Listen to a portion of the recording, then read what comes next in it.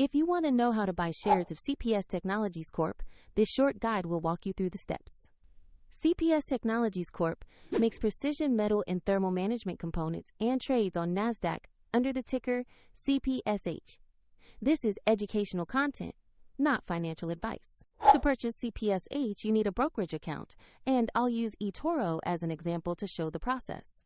After registering, you must verify your account with an identity document and add funds to enable purchases. Use the platform search bar and type the ticker CPSH to find the listing. Select the result that shows CPS Technologies Corp on NASDAQ to open the stock page. On the stock page, review the company overview and the price chart to make sure it's the correct CPS Technologies Corp listing. Confirm details such as the NASDAQ exchange and the CPSH ticker before moving on.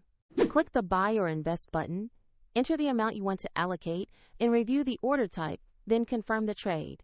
If the market is closed, your order may be queued as a market or limit order, and if funds are insufficient, the platform will prompt you to add money before completing the purchase.